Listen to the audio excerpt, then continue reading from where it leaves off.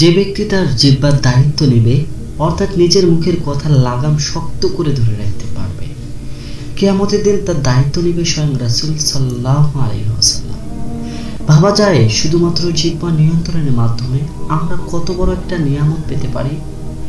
রাসূল সাল্লাল্লাহু আলাইহি ওয়াসাল্লাম আমাদেরকে বড় আযাব থেকে বাঁচানোর জন্য বলছেন, উত্তম কথা বলো, না হয় চুপ থাকো। অথচ আমরা এই হাদিসের উপর আমল করতেই পারি না।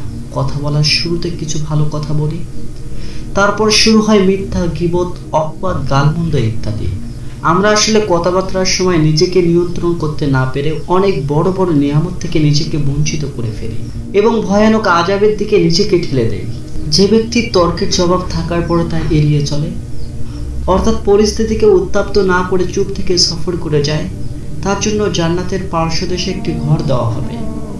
এই ফজিলত জানার পর আমি আলহামদুলিল্লাহ বলি, কারণ অনেক সময় এমন কথার জবাব দেওয়ার সামর্থ্য থাকার পরেও আমি চুপ থেকেছি, মনে মনে হেসেছি, একটু দম আটকে চোখ বন্ধ করে থেকেছি, আর এতে আমি পেয়ে গিয়েছি জান্নাতের একটি প্রাসাদ।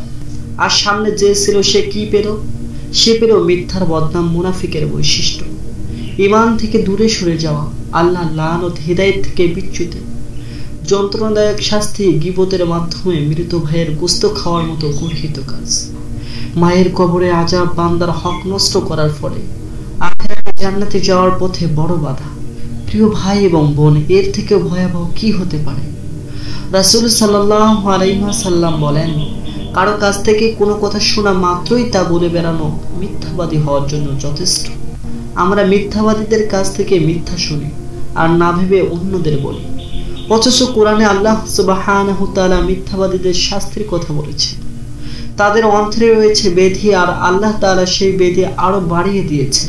তাদের জন্য রয়েছে যন্ত্রণাদায়ক শাস্তি, কারণ তারা মিথ্যা বলেছে। এই বেধি বলতে বোঝানো হয়েছে কুফরি ও নিফাক। একজন মানুষ যখন মিথ্যা বলাকে অভ্যাসে পরিণত করে, তখন ধীরে ধীরে সে কুফর ও নিফাকের দিকে ধাবিত হয়। ইবনে কাসির রাহিমাহুল্লাহ এই আয়াতের ব্যাখ্যায় বলেন, মিথ্যার বদ অভ্যাসে তাদেরকে কুফর ও নিফাক পর্যন্ত পৌঁছে দেয়। তাই হাদিসে এসেছে, তোমরা মিথ্যা থেকে দূরে থাকো, কেননা মিথ্যাই ঈমান দূর করে। আমাদের জিহ্বাকে যদি নিয়ন্ত্রণ করা যায়, তাহলে আমাদের দুনিয়াও সুন্দর হবে, আখিরাত।